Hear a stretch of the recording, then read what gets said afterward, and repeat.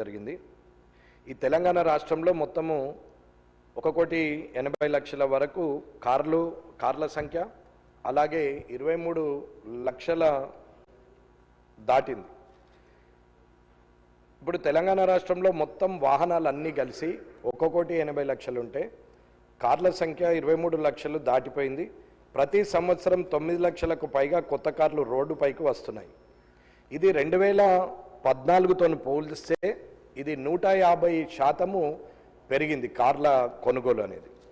సరే, ఆర్థిక సామర్థ్యము, 10 ఏళ్ల కాలంలో అభివృద్ధి, లేకపోతే వారి స్వయం ఉపాధి వల్లనో వారి కష్టం వల్లనో వారి ఆర్థిక సామర్థ్యం పెరగడం వల్ల ఈ కొనుగోలు శాతం పెరిగిందనేది నిజం. పొల్యూషన్ విపరీతంగా పెరుగుతుంది. అంతేకాకుండా ఆయిల్ దిగుమతులపై దేశం ఎక్కువ ఖర్చు పెడుతుందని చెప్పి చేయవలసి వస్తుంది. కాబట్టి ఎలక్ట్రిక్ వెహికల్ని ప్రొవైడ్ చేయడంలో ముందుకు రావడం వల్ల ఈ రాష్ట్ర ప్రభుత్వానికి అభినందనలు తెలియజేస్తూ, ఈ పొల్యూషన్కి, ఈ ఆయిల్ దిగుమతులకి అడ్డుకట్ట వేయాలంటే ఆర్థిక భారం రాష్ట్రం మీద కానీ దేశం మీద కానీ పడకుండా ఉండాలంటే దీనికి ప్రత్యామ్నాయం ఎలక్ట్రికల్ వెహికల్స్. ఇవాళ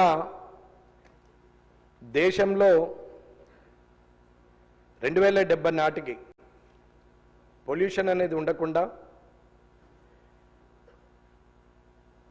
మొత్తం ఎలక్ట్రిక్ వెహికల్లతోని ఉండిపోవాలనేది ఒక లక్ష్యంగా పనిచేస్తున్నప్పుడు ఈ ఎలక్ట్రిక్ వెహికల్స్కి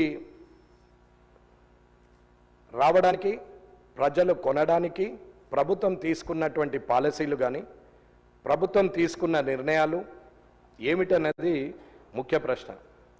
ఇకపోతే ఆర్టీసీకి సంబంధించి 2039 వరకు 100% ఎలక్ట్రిక్ వెహికల్ బస్సులు నడపాలని టార్గెట్ పెట్టుకున్నట్లుగా అనిపిస్తున్నది.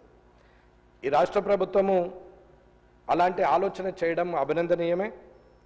అది నిజంగా చేరగలిగితే సంతోషమే.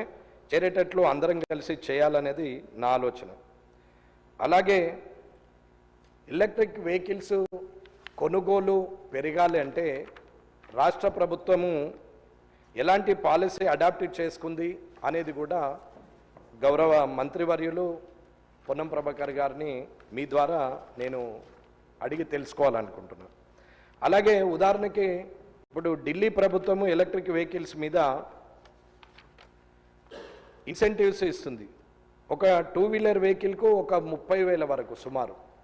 అలాగే 4 వీలర్ వెహికల్స్కి 1.5 లక్ష రూపాయలు ఇన్సెంటివ్ ఇచ్చే పరిస్థితిలో ఆలోచన చేసింది. అట్లాగే సెంట్రల్ గవర్నమెంట్ కూడా, కేంద్ర ప్రభుత్వం కూడా PM E-డ్రైవ్ స్కీమ్ కింద ఎలక్ట్రిక్ 2 వీలర్స్ కానీ 3 వీలర్స్ కానీ 4 వీలర్స్ కానీ సబ్సిడీ ఇస్తుంది. అలాగే road tax, registration tax 100% free ఉంటుంది.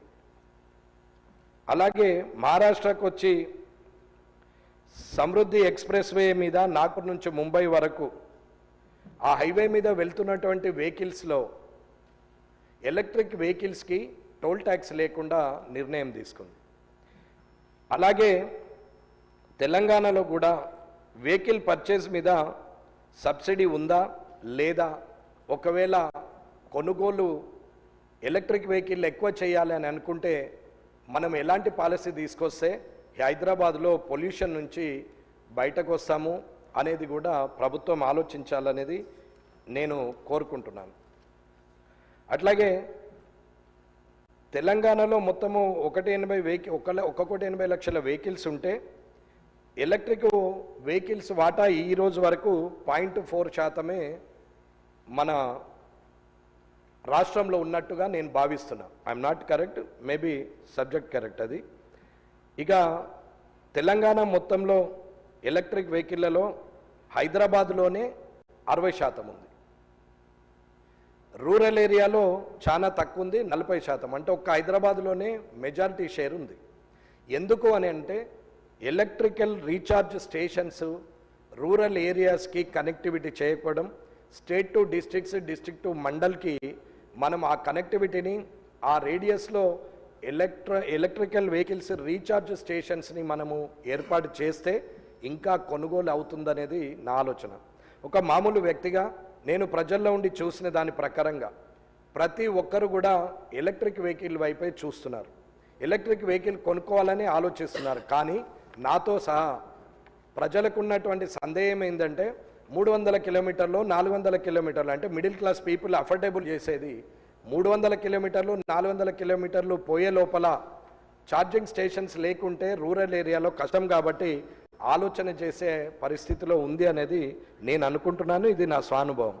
అట్లాగే ఇవాళ మన రాష్ట్రంలో 70,000 వెహికల్లు మాత్రమే ఎలక్ట్రిక్ వెహికల్స్ ఉన్నాయి. కానీ మహారాష్ట్రలో 3 లక్షలు ఉన్నాయి, అలాగే కర్ణాటకలో 2.5 లక్షల వరకు ఉన్నాయి, అలాగే తమిళనాడులో 1,70,000 వరకు ఉన్నాయి, అలాగే తెలంగాణలో ఓన్లీ 70,000 మాత్రమే ఉంది అనేది నా అభిప్రాయం. ఇది అథెంటిక్గా నేను మాట్లాడలేదు, కానీ ఇది నేను నాకున్న ఆలోచన మీద, నాకు తెలుసుకున్న పరిజ్ఞానం మీద నేను మాట్లాడుతున్నటువంటిది. మేబీ నిజం కావచ్చు అనేది నేను అనుకుంటున్నాను. కారణము ఇవన్నీ మన దగ్గర 70,000 ఉండడం, మిగతా దగ్గరలా ఎక్కువ ఉండడానికి కారణం ఏంటంటే రీఛార్జ్ స్టేషన్లు అనేది ఒకటి, రెండవది ఇన్సెంటివ్స్ ఇవ్వాలి, మూడవది బ్యాంకులు కొన్ని ఎలక్ట్రిక్ వెహికల్లకు మేము ఇవ్వమనడము తెలుస్తుంది. అది ప్రభుత్వం బ్యాంకర్స్తోని మాట్లాడి నిర్ణయం తీసుకుంటే బాగుంటుంది అనేది ఆలోచన ఇస్తుంది. ఇకపోతే నా సలహా సూచన, మన ప్రభుత్వం ఈ 5 ఏళ్ల టర్మ్లో 2 ఏళ్ళు అయిపోయింది, ఇంకా 3 సంవత్సరాల్లో ఈ పొల్యూషన్ తగ్గాలి, ఎలక్ట్రిక్ వెహికల్స్ ఈ రాష్ట్రమే ప్రథమ స్థానంలో ఉండాలి. భారతదేశంలో తెలంగాణ రాష్ట్రంలోనే అతి ఎక్కువ సేల్ ఉన్నటువంటి రాష్ట్రంగా ఉండాలి. ఎందుకంటే అత్యంత ఉన్నతమైన ధనవంతుల వెహికల్స్ అన్నీ కూడా మొట్టమొదటగా హైదరాబాద్లోనే సేల్ అవుతాయి. కాబట్టి ఇవాళ ఎలక్ట్రిక్ వెహికల్స్ మిడిల్ క్లాస్కి, below middle class poverty line వాళ్ళకి ఇవాళ అవకాశం ఉంది. కాబట్టి దయచేసి ప్రభుత్వము నేను ఇచ్చే సలహాను సూచనగా తీసుకొని మీరు నిర్ణయం తీసుకుంటారని అనుకుంటున్నాను. తెలంగాణ ఎలక్ట్రానిక్ వెహికల్స్కు road tax, registration charges complete exemption ఉన్నా అది మొదటి 8,000 వెహికల్లకే ఉంది. కాబట్టి తర్వాత వీటికి ఇస్తలేరు అనే దాని మీద తీసుకోవడం తగ్గిపోయిందని ఆలోచిస్తున్నాం. కాబట్టి ఇవన్నీ ఇస్తూ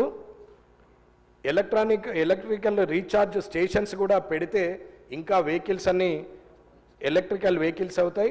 గవర్నమెంట్ అధికారులు ఉపయోగించిన, గవర్నమెంట్లో ఉన్న శాసనసభ్యులం మనం ఉపయోగించే వెహికల్స్ కూడా మంత్రులైనా, ఎమ్మెల్యేలైనా, అధికారులైనా, చీఫ్ సెక్రటరీ నుంచి పంచాయత్ సెక్రటరీ వరకు ఎవరికైనా వెహికల్ ఉన్నా వారందరూ కూడా ఎలక్ట్రిక్ వెహికల్లకి మారితే బాగుంటుంది అనేది నా అభిప్రాయం. దీన్ని గౌరవంగా తీసుకొని అందరం ఆ అడుగు ముందుకేసి పొల్యూషన్ తగ్గించాలని కోరుకుంటున్నాను.